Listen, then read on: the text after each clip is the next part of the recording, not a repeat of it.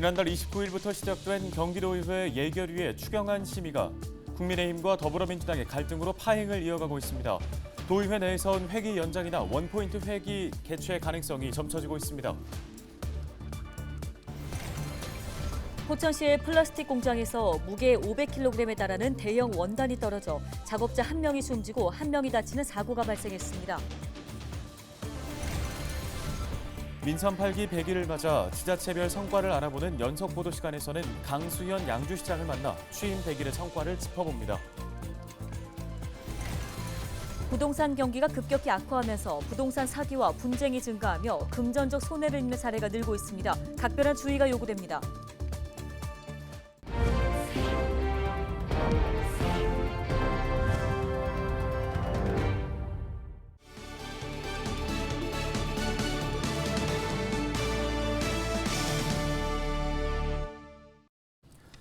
여러분 안녕하십니까? 헬로티비 뉴스입니다.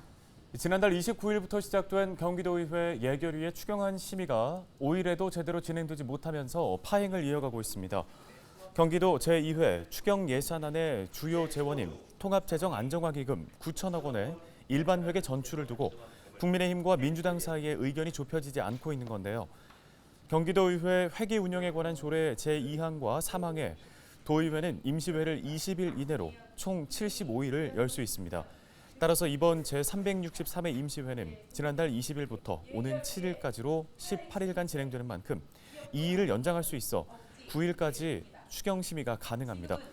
회기를 연장하지 않을 경우에는 원포인트 회기도 가능한데요.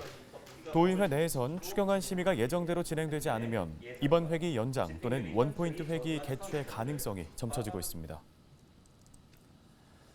포천시의 플라스틱 공장에서 무게 500kg에 달하는 대형 원단이 떨어지면서 작업자 1명이 숨지고 1명이 다쳤습니다. 5일 오전 10시 19분쯤 포천시 가산면의 플라스틱 제조 공장에서 길이 1m, 무게 500kg의 플라스틱 원단이 2.5m 아래로 떨어지는 사고가 발생했습니다. 이 사고로 40대 작업자 1명이 숨지고 50대 작업자 1명은 어깨 등을 다쳐 병원으로 옮겨졌습니다. 경찰 관계자는 공장 대표 등 관계자들을 상대로 안전수칙 준수 여부와 정확한 사고 경위를 조사할 방침이라고 밝혔습니다.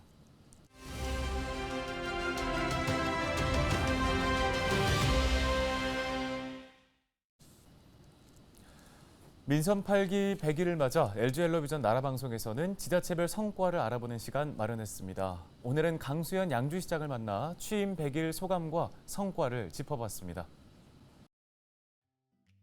취임 이후 시국별로 업무 보고를 받고 또 11개 읍면동을 직접 찾아가 시민들의 삶 속에서 소통하면서 현장 중심의 시정 운영을 펼치기 위해서 노력해왔습니다. 대외적으로는 원희룡 국토교통부 장관 그리고 이한규 경기도 제2부지사를 만나서 지역 현안 사항들의 추진을 위해 정책적, 재정적 협력을 적극 건의했습니다. 앞으로도 강도 높은 시정혁신과 개혁을 통해서 지역 내 산적한 현안을 해결하는 데 최선을 다하겠습니다.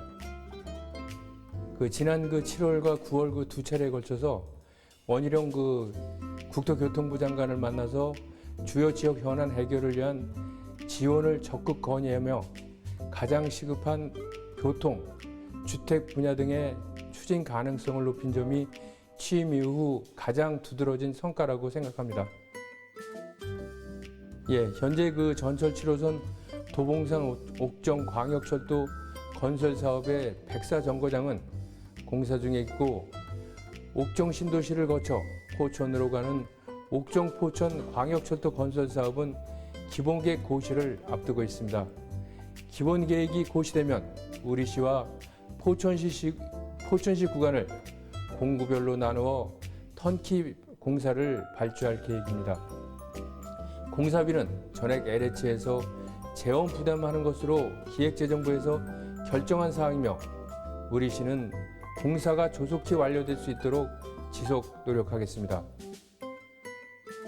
현재 금년도 7월 15일 무단 도로 조명 사용에 따라 공사 중지 중이며 민간 전문가를 포함한 옥정 물류 창고 대응 추진단을 구성해서 전문적이며 합리적인 방안을 마련해서 직권 취소 문제를 해결할 예정입니다. 또한 물류센터에 대한 직권 취소는 인근 시인 의정부시와 남양주시에서도 당면 현안 사항으로 추진 중인 것으로 파악되어 인근시와 연대하여 사례 조사 및 연구를 통해 심도 있게 접근할 예정입니다.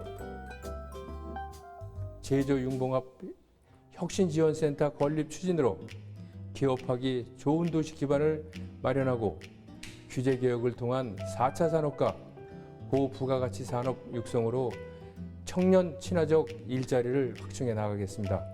또한 지역 소재 대학과 지역 산업을 연계하여 졸업생이 지역에서 일자리를 찾고 정착할 수 있도록 구직 지원 사업도 확대해 나가겠습니다.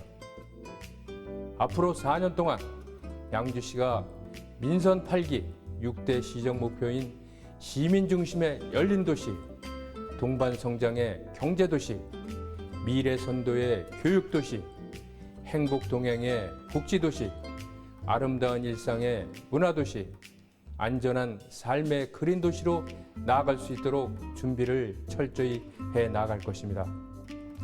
시민과 함께 도약하는 양주로 성장할 수 있도록 양주 시민 여러분께서 끊임없이 시정에 관심을 가져주신다면 시민이 행복한 양주시를 만들 수 있다고 확신합니다.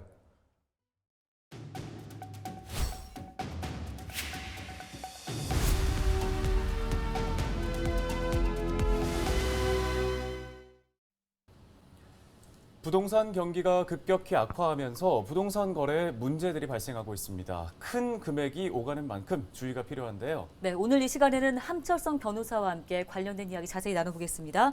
변호사님 안녕하십니까? 예, 안녕하세요. 네, 함철성 어서 변호사입니다. 오세요. 자, 부동산 거래 시에 발생하는 문제점들을 짚어볼 텐데요. 최근에는 공인중개사로 속인 무자격 중개 사기가 늘고 있다고 들었습니다. 그러니까 사실 중개보조원이라는 사람들이 공인중개사를 보조해주는 역할을 하는 건데 공인중개사로 속이고 일을 하고 있다는 얘기인가요? 예, 예컨대 임차를 원하는 사람이 인터넷을 통해 매물을 검색하고 방문하여 중개소 실장이라는 분과 계약을 체결하였는데 해당 건축물의 준공이 아직 안 나왔거나 임차인보다 우선순위에 근저당권이 많이 설정된 소위 깡통 전세를 매물로 소개받아 계약을 체결하는 경우입니다. 일반인들에게는 아직 중개보조원이라는 개념이 생소하고 이들 중 일부는 실장이나 이사 등 고객 입장에서 오해할 만한 명함으로 혼선을 부추기고 있습니다. 또한 중개보조원 수에 별다른 제한이 없다 보니 일부 공인중개사는 실적을 위해 무리하게 여러 명을 채용하면서 관리가 더욱 어려워지고 있는 상황입니다. 그러므로 제대로 된 부동산 권리 분석이나 계약서 작성을 위해서는 사전에 거래를 주선하는 사람이 공인중개사인지 여부를 반드시 확인하실 필요가 있습니다. 네. 그런가 하면은 이제 임대차 계약 기간이 끝날 때 임대인이 돌려줄 보증금이 없다. 그러니까 내가 지금 금융기관에서 대출을 받아야 하니까 먼저 좀 전입 신고부터 빼달라 이렇게 요구를 하는 경우들이 있다고 하는데 이거 괜찮은 건가요? 아닙니다. 문제가 아주 많습니다. 우선 임차인은 대항력과 우선 변제권을 상실하게 됩니다. 대항력은 주택의 인도와 전입신고를 통한 주민등록을 완료해야 효력이 발생하는데 전입신고는 세입자의 우선 변제권과 대항력을 유지시켜주는 법적 요건입니다. 즉, 전입신고를 옮기는 것은 대항력의 상실을 의미합니다.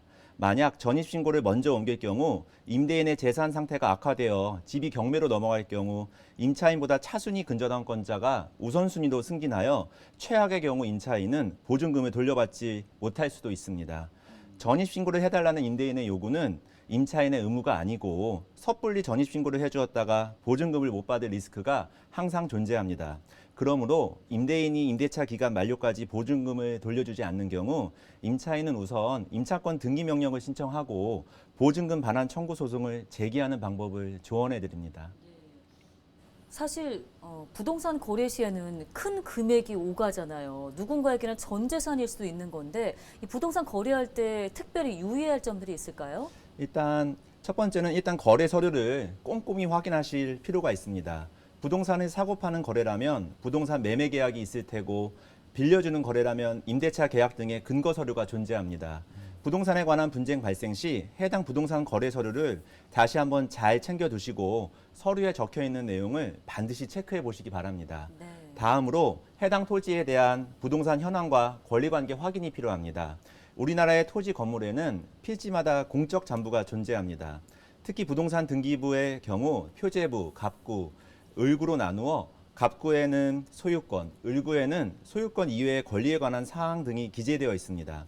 요즘에는 대법원 인터넷 등기소를 통해 열람이 가능하므로 계약 체결에 앞서 반드시 사전에 확인하시기를 조언해 드립니다. 네, 알겠습니다. 반드시 확인을 좀 잘 해둬야겠고 법률적으로 도움받을 수 있는 부분이 있다면 잘 알아두는 게 좀 중요할 것 같네요. 예, 맞습니다. 오늘 말씀 여기까지 듣도록 하겠습니다. 함철성 변호사였습니다. 고맙습니다. 감사합니다.